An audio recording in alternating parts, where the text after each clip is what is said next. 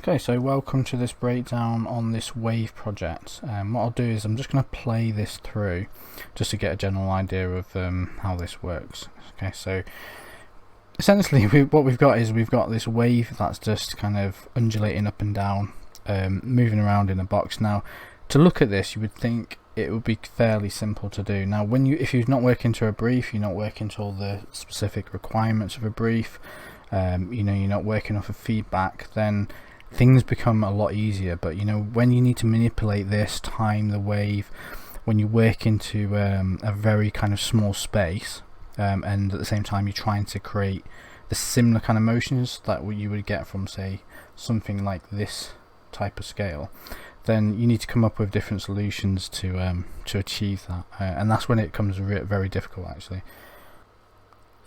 So on Side Effects' YouTube channel, they've got a bit of a breakdown. It's a really good breakdown of Frozen.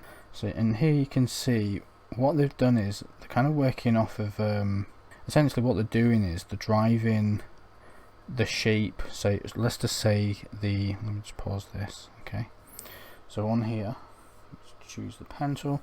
Okay, so here you've got amplitude, we've got wavelength. Okay, so amplitude is how high the wave is, wavelength is essentially the space in between each one of the waves. Okay, particle separation doesn't matter, but so essentially what's happening here is they're using some kind of like mesh, okay, which is driving the velocities of and pushing the motion of the flip.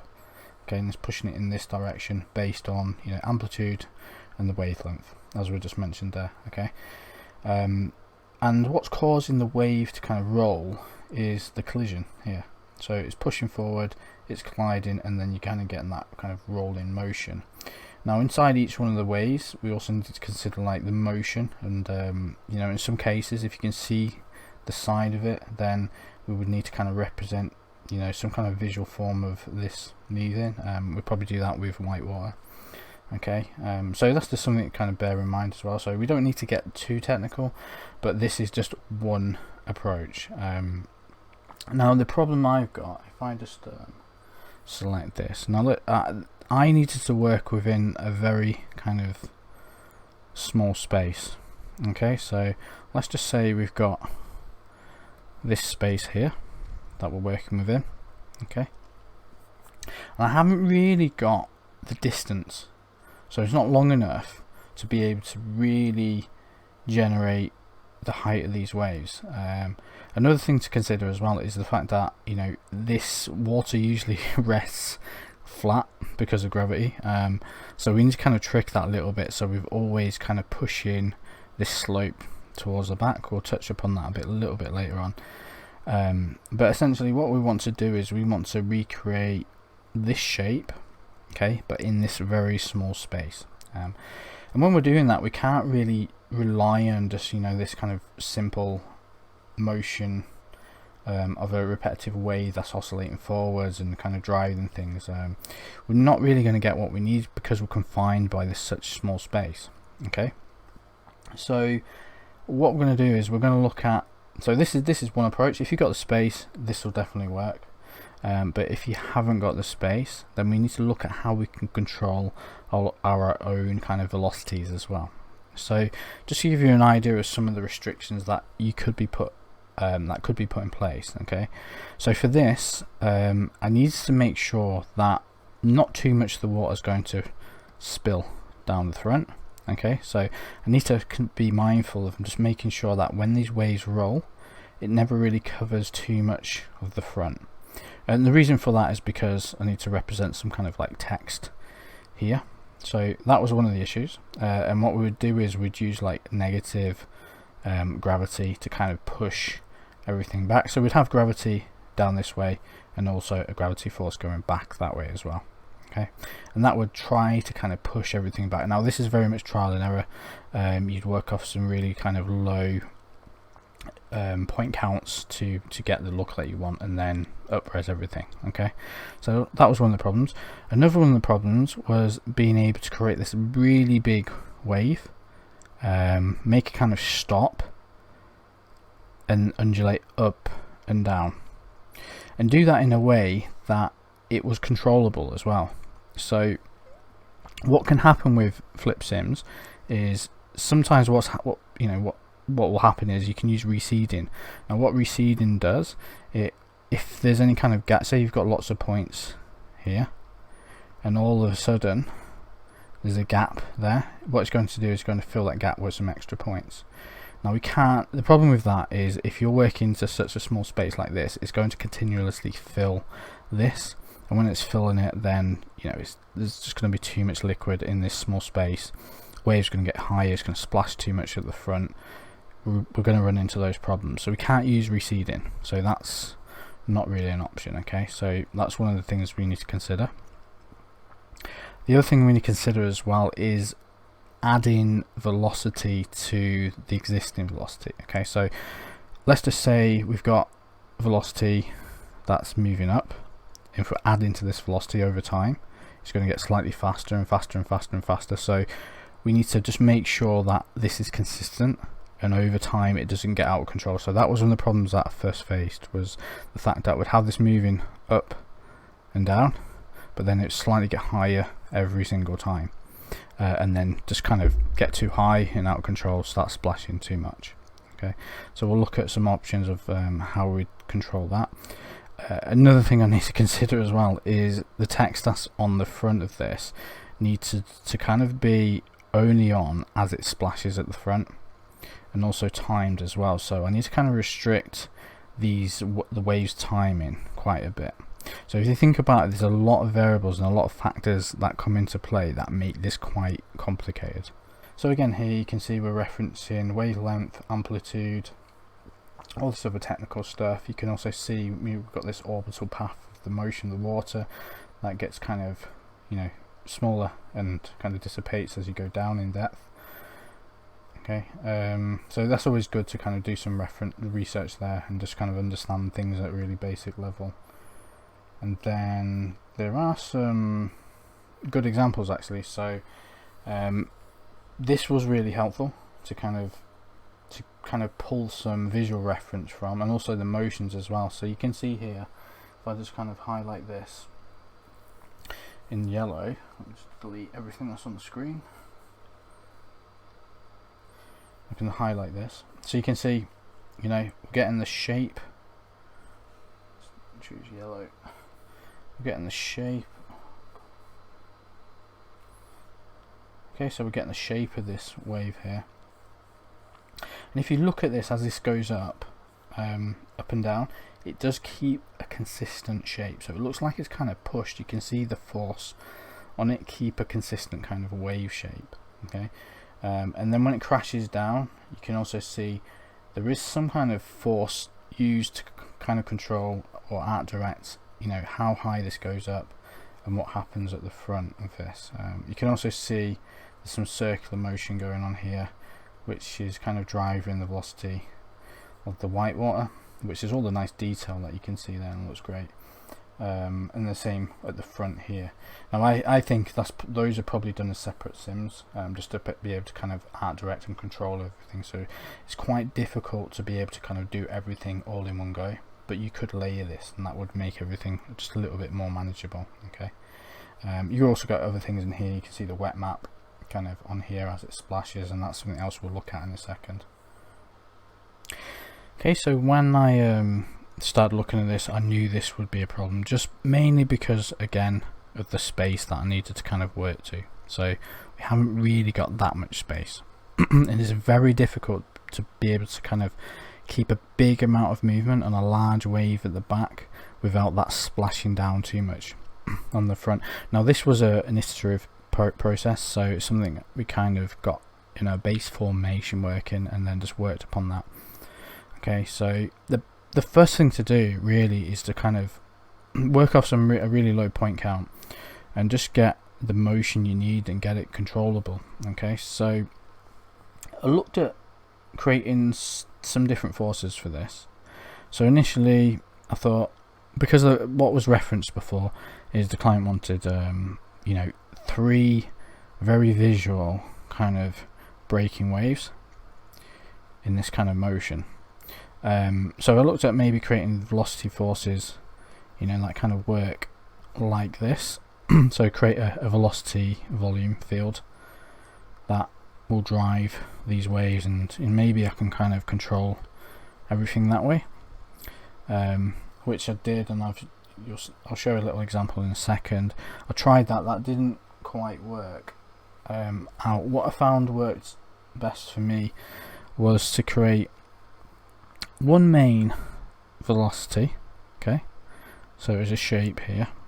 And what I did is I've kind of got, it's just a solid piece of geometry that's shaped and formed to the shape I need the wave to be, okay.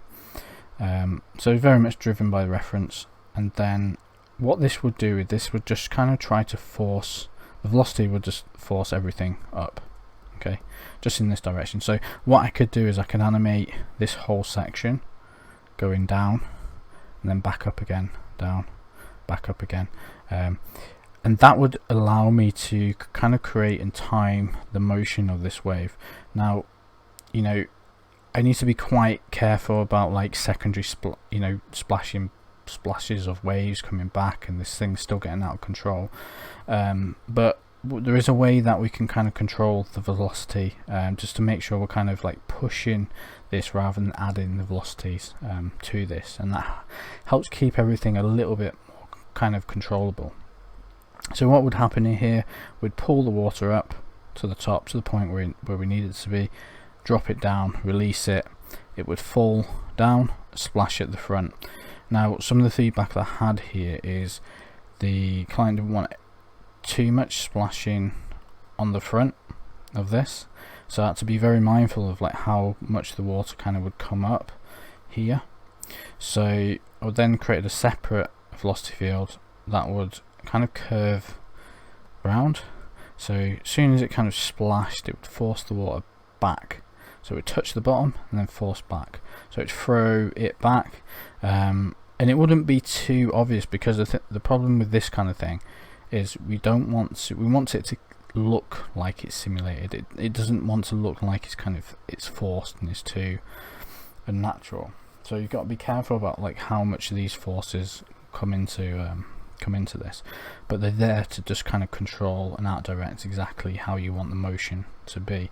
So that was one of the things that I need to control. Another issue I had as well, some of these splashing particles would kind of go up too high vertically, and then what would happen is they would kind of stick to the top, or even if I removed that, they would come splashing down, and that wasn't something that was wanted. So I just basically created some geometry at the top that would then just kill all these particles here. So if any particles that entered this, they would disappear, and it didn't affect the simulation too much because there wasn't really that many points, but in turn it would prevent, you know, these splashes coming down, so it didn't take away from the nice detail in the waves.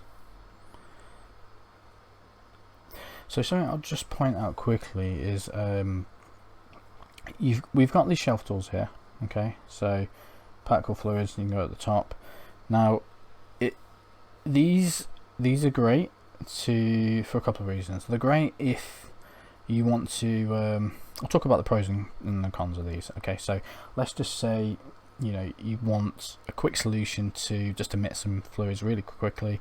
You know, you can create a sphere, you hit one of these buttons, it's going to set everything up exactly how you want it to work. Okay, the downside to that is, for me personally anyway, is the fact that like I don't like having dots. I prefer to have dots in this SOP, so I can see the flow of the data and where everything kind of goes and links.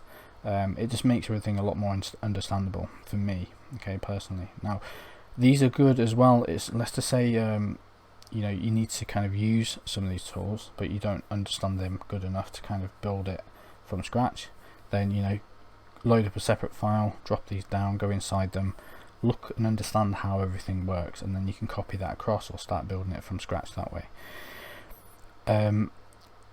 You know, it's easy to kind of fall into the trap of using these from the beginning, and then because you might think, okay, well this is going to save me a lot of time, and it might do, but the problem is all it takes is for you to just miss or not understand how one attribute works in the entire setup, and you'll have and you could have some problems, and you just won't be able to solve those problems just because you don't understand how every part of it works. Now, when you're doing this kind of thing, it's really important to understand every single part of it, because that's the only way you can kind of problem solve everything. So this is just personally how I like to work. So as I mentioned before, what I like to do is just kind of build up from a base foundation. So I'd work in several stages. So and these stages will be linked to kind of feedback from the client as well. So flip here is just a basic flip simulation. Okay, so this is just, you know, creating the foundation of all the points, how we move them up and down. Okay, so if I just kind of go in here, you'll be able to see. Let's move that. Okay, so yeah, we've got some geometry, and what I'm doing is generating the flip points from the geometry. I want to start off with this initial slope. Okay, everything. So I'm not going to go into all the attributes. I'm just going to go across a general overview of everything. Okay, so what I tend to do is I'm building a few different setups, then I use one of the switch nodes just so I can kind of switch between different versions and just name them. So we've got the geometry, we're generating the flip here. So if you hit this, you'll see we've got this volume of points, goes into this .NET, which is calculating the flip or simulating the flip. Okay, and then so these are the points that are going in. This is the velocity field. Okay, and you can see I've got this flip force A. So these are all the different kind of options or different kind of approaches that I took. So I think there's 3 different approaches here. This was the one that I settled with. Okay, so you can see a good little tip here is always to try to visualize everything with points in the volume trail as well. So there's visualizer nodes that you can use. So you can see here, as I mentioned before, try to use like these different kind of this geometry, and what we'll do is run the normals around this just so I've got kind of velocities pointing in this circular direction, okay, which will drive the flip. Just as a base, it didn't kind of give me what I wanted. Okay, so but you can see that if I click the volume trail there, just lower the count on that, so points from volume, I'll just drop that down a little bit, and you can see we've got these velocities being forced in this circular motion there. Okay, this is something you can kind of all combine together. We can layer all these up if we need to. Okay, the one I kind of settled with was like I mentioned before. So let me just go back here. So just drawing out this curve, resampling it, creating the geometry to kind of, and I've animated that just going up and down. I think I'll just use a transform there. You can see if I drag this backwards and forwards, it will just oscillate up and down, and that way I can kind of time the motion of the waves. The polyframe is just calculate. So all I'm doing here is calculating the direction of the normal. You can see. Let's recopy. You can see that we're just driving the velocities there. Creating a volume using a volume here, which is applying velocity to the volume, and then we're just going to visualize that by dropping down at points from volume trails, and again I'll just move the trail length down, and you can see this is forcing everything up, and you can see on this side we're forcing everything kind of up and away from the screen at the front, just to stop everything splashing straight up, and it pushes the liquid back. Okay, so that's the base foundation. So again, we've got points and we've got the velocity volume there. That's kind of driving the motion of the flip. Okay, once we kind of get feedback on that and we know that's kind of generally how it should work, then we get sign off at that point, because everything else is kind of based upon that, and you'll see that in a second. We're going to cache out everything at all these different stages as well. Okay, so let's just say like once the client signed off on flip, we'll cache that. Hopefully we're not stepping back from that. Something to kind of bear in mind as well is like try to when you kind of doing or presenting feedback, it's very easy to just do some kind of low res simulations. So you can see here, I'm going to zoom into this. So I've got this controller here. Okay, I know I'm sidetracking in a second, but I'm just going to touch upon this because this will make sense to the next thing I'll talk about. Okay, so for this example, I've just lowered the voxel size and particle separation there. Okay, so what you'll notice is with flip, whitewater, you know, when you're rasterizing with VDBs and all these kind of things, then we're referencing the voxel size and particle separation quite a bit. So all I've done is I've created this null here, and what we're doing is we're using the kind of copy parameter, paste relative reference to this. So essentially we have one control that will control and update everything else. So when we upres the flip, it's going to upres the whitewater and essentially everything else as well that's linked to this. Well, actually, I'll also touch upon just this section here as well, because there is the ocean spectrum. Now that's something that could work for you. So if I just select this, so it's using a grid there. Switch off this, the normals there.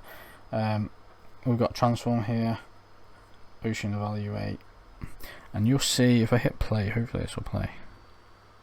You can see I'm kind of experimenting with, and let's flip that round, with using the ocean spectrum to drive the velocities. Now this will calculate your velocities for you, kind of give you what you need to drive flip.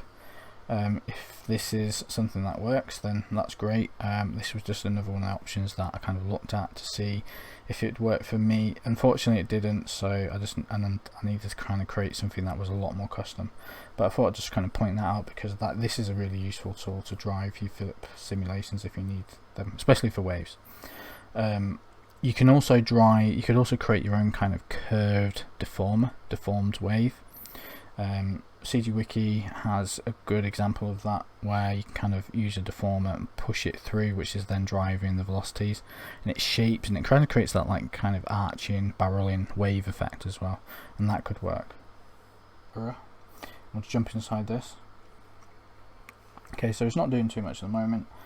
As I mentioned before, we've got the flip object here, so this is the flip object generating all the points. We've got the volume source, which is driving all the velocities there. Okay, so again, let me just illustrate that. Flip object, all the individual points, brings that in. Okay, volume source here is the velocity volumes that are driving this up here, and also the velocity volumes that are driving everything kind of in this direction to push everything away, and however else you need to kind of control these. You can, you know, if you want to create some more kind of spin turbulence, you could add that in, control this in however you need to. Okay.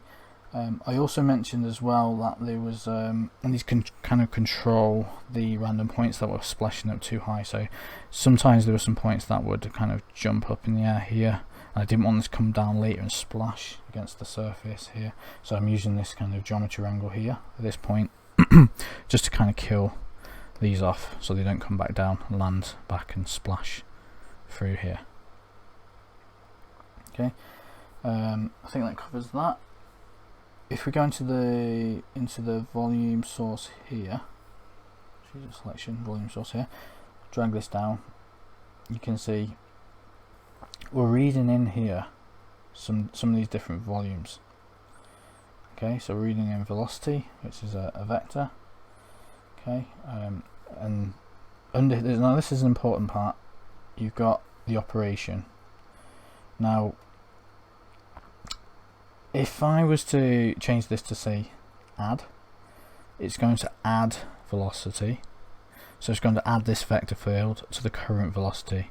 So what happens here is you know, let's just say on frame 1 we've got a vector that has a velocity here, okay, and then on frame 2 again it's going to use this velocity volume here. That's going to add to this, so it's that plus that again, which then becomes a bigger velocity. So the magnitude of the vector is getting bigger on every time step. Okay, so you can see here that it's quite easy for the velocity to get out of control here. So we've got all these different modes we can use to just control. So pull seemed to work quite well, and I think I was using maximum as well. So experiment with these just to kind of keep the flip controllable and stable as well, especially if you're kind of very restricted like this example. And I think again, yeah, on gravity kind of had to play with everything just a little bit. So I've got -2 in gravity there. Here you can see, which is, so the -2 is pulling everything back this way, and that just helped to kind of stop everything from gathering too high at the front and just keep the flip forced a little bit back this way. It was just enough to kind of pull everything back, but not, if it was too strong it'd become too noticeable. So it's just something to kind of be careful about.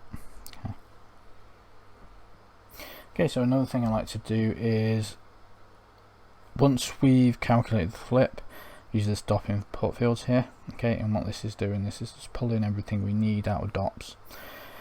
And you can see flip will calculate some different kind of, I don't know what you call them. You've got geometry, surface, velocity here. So we know what velocity is. It's just the velocity force that's moving everything around. Surface, which, you know, with flip you can calculate just a thin layer of the surface, and that then combines with volumes, so then for when it meshes it kind of knows the shape and also knows the calculation of the surface. So we're just pulling all these things back in, and then what I like to do is use the particle fluid surface here, not to surface everything, but it's a really good way to kind of just visualize everything with velocity as well in that. So if you lose the color of your particles, you want to visualize anything at any point, then just use this, convert to particles, and we can kind of visualize everything at that point. And you can move that at different points just to help visualize what you need. Okay, and then all we're doing there is just cashing out.